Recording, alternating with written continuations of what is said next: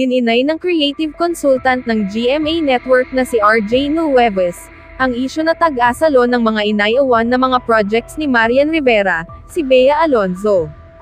Pinag-usapan kasi ng bongga sa social media, ang nabalita ng kasama ni OJ Diaz sa kanyang vlog na si Marina. Itinanggi naman agad ito ni RJ, sa pamamagitan ng isang post.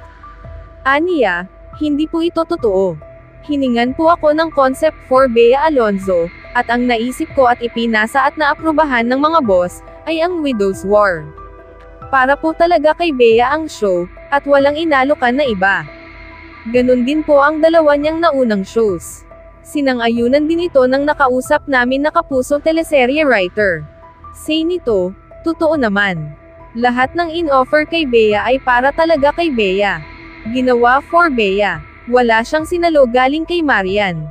May ibang netizen ang tumitira kay OJ na gumagawa lang daw ito ng balita, dahil galit daw ito kay Bea, dahil sa naging statement nila ni Dominic Roque, na may mga tao raw na naunang magkumpirma ng kanilang hiwalayan, na wala silang consent.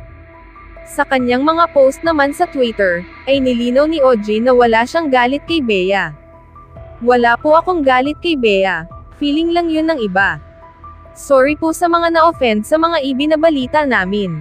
You can unfollow naman anytime, wag nang magpaalam. Sokmed mo, hawak mo, desisyon mo, post niya. Samantala, pinapatutsadahan naman ngayon ni Christy Fermin si Bea Alonzo, na dinadamay pa sina Julia Barreto at Gerald Anderson.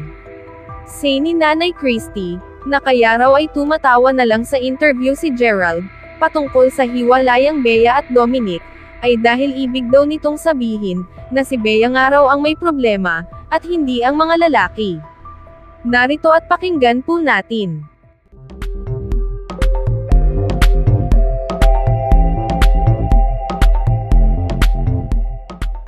Okay, dito na tayo kay Gerald Anderson at kay Julia Barreto na alam mo talagang hinihintay ng buong bayan kung ano masasabi nila sa hiwalayan ni Bea Alonzo at Dominic Roque.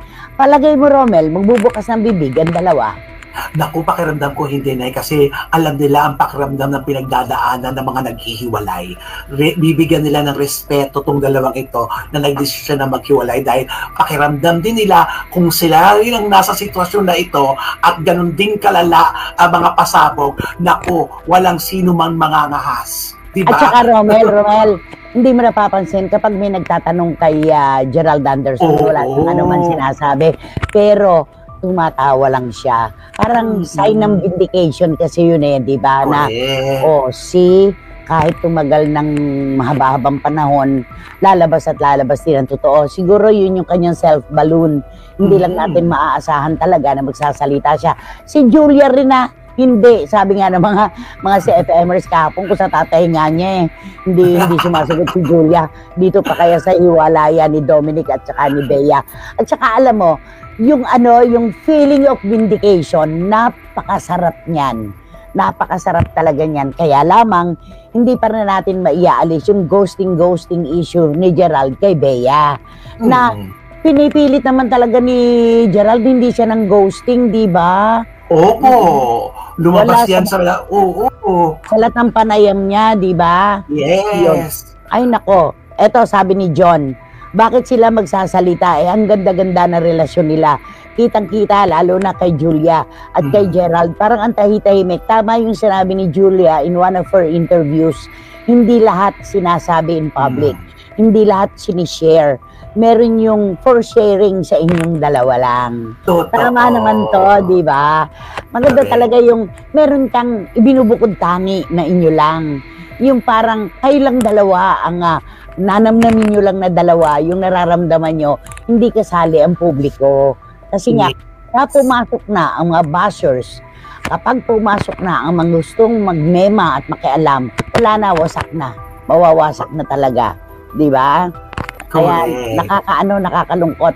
Pero hindi po magsasalita itong dalawa. Kahit nga si Gerald tumatawa lang, di ba? Tawa lang na sinasagot niya.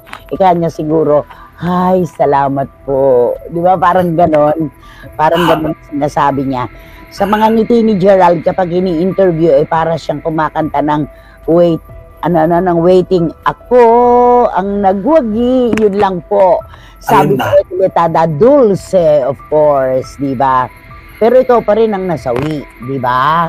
Oo. Yun yun. At si Wating-Wating, hi Mr. Wrong, ni Kim Chu. Let's see kung mahihigitan nyo ang 12 years. Sabi ni Wating-Wating, bumalik siya kay Sian Lim.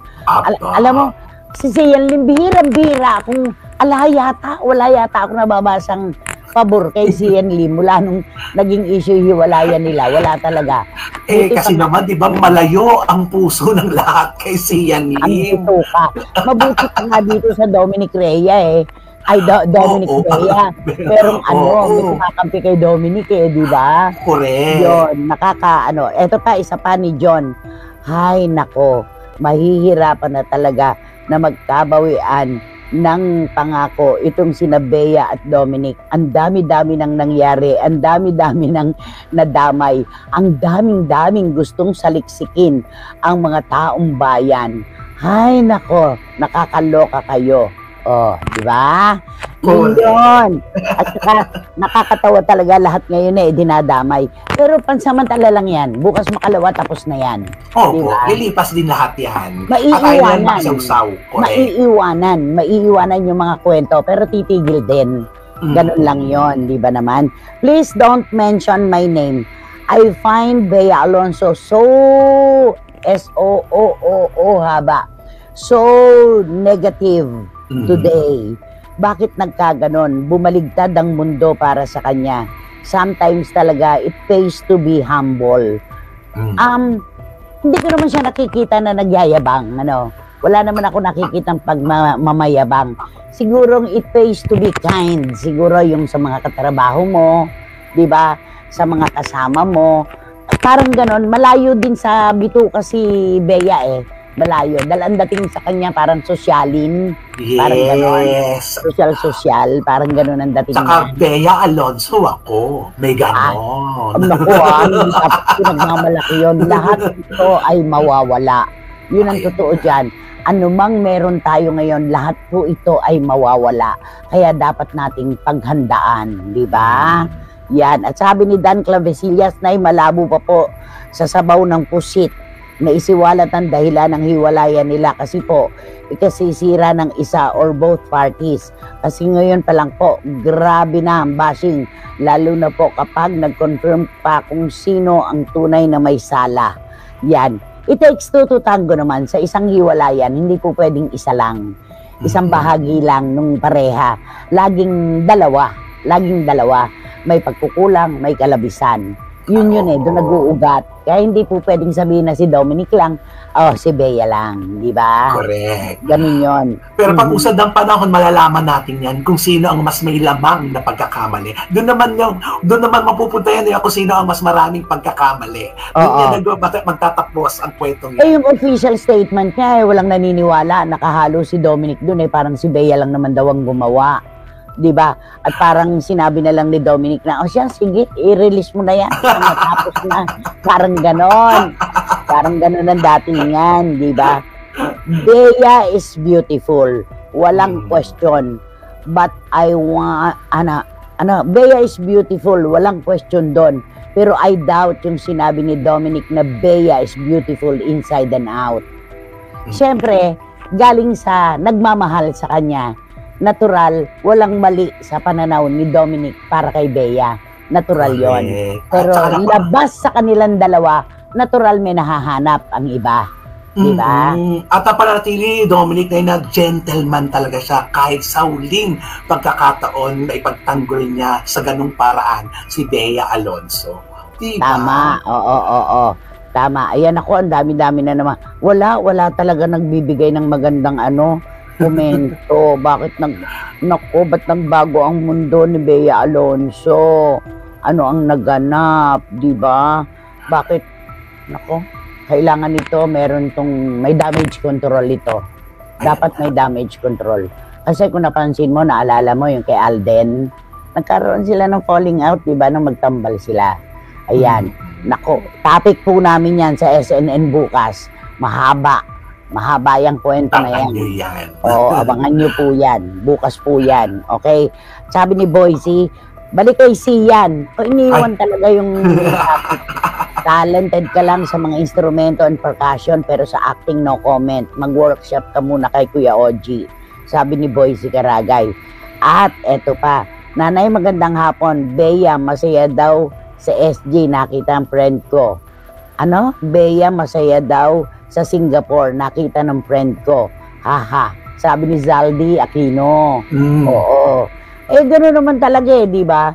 Sa kung doon niya nakita, yung kapayapaan ng kalooban niya. Di ba? Ganon. Malamang po panay ang dasal ng politiko na matapos na lahat ng ito. Ha. Imagine nyo ang stress at sleepless nights ng mga involved dito. Need po nila ng ultabayo. Sabi ni Dan Clavesillas, ultabayo talaga ang kanilang ano. At sabi ni Toby Morabe, Toby, kumusta si Mama Ana, anak? Ayan. Hello po. Happy Thursday, Nay. Interesado po ako sa love life ni Ate Tina Roa kaysa kay Sian Lim. Mas interesado siya kay Tina Roa. Para sa iba pang karagdagang mga balita ng Senior Buzz, ay mag-comment lamang po, mag-like at mag-share sa video na ito, at huwag po nating kalimutang mag-subscribe sa aming channel. Maraming salamat po sa inyong panonood.